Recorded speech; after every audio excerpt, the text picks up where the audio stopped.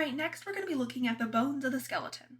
There are 206 named bones in the human body, and they fit in two large groups. The axis of the body, which consists of the axial skeleton structures of the skull, vertebral column, and rib cage. So these are generally the bones that are involved in protection and support and carrying other body parts. You also have the appendicular skeleton, which consists of girdles, like the shoulder girdle and the hip girdle, as well as all of the bones of the upper and lower limbs. So the appendicular skeleton is more involved in locomotion and manipulation of the environment. Now, what's a girdle? Girdles, when it comes to the appendicular skeleton, are the bones that attach the limbs to the trunk, or the bones that attach the appendicular skeleton to the axial skeleton. For example, your scapula and your clavicle make up your pectoral girdle, or something you could think of as your shoulder bones. And then your hip bones make up your pelvic girdle.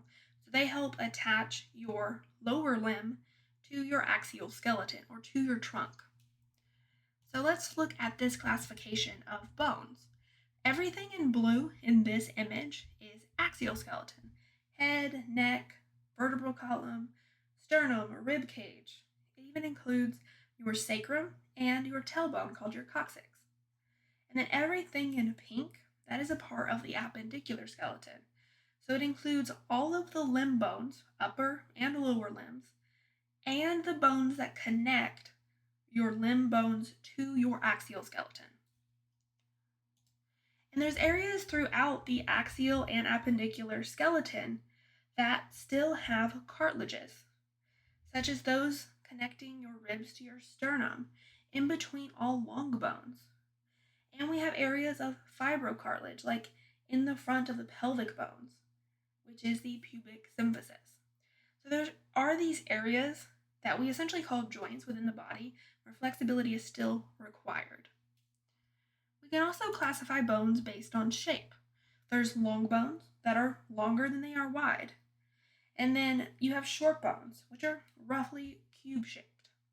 Some examples of long bones include your femur, your humerus, basically many bones of the body, most limb bones, except for really your patella, which is your kneecap.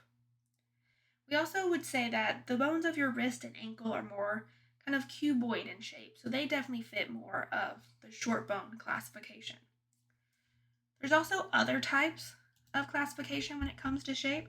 Flat bones are relatively flat, but they're also slightly bent. So they might be thin and flattened, but also a bit curved.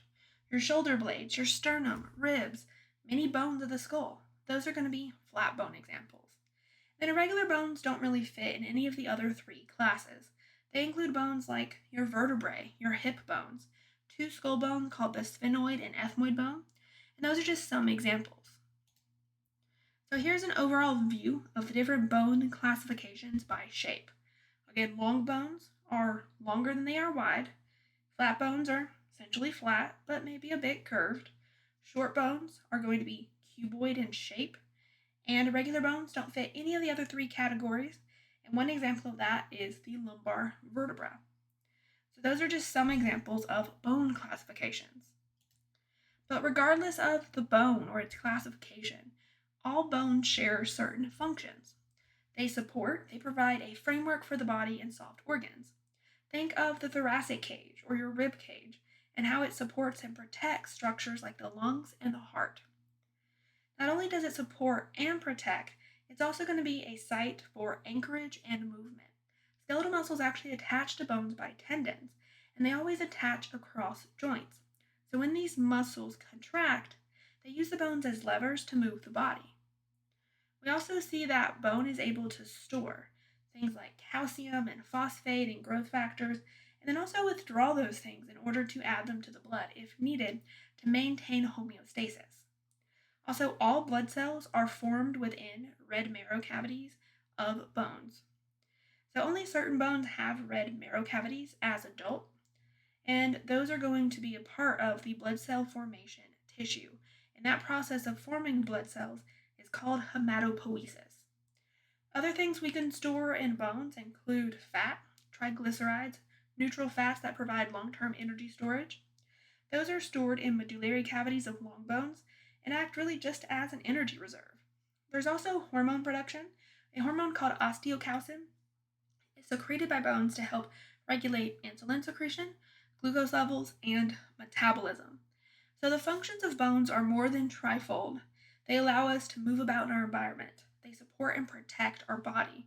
They allow us to store and utilize certain things that our body can take in, but doesn't immediately get rid of.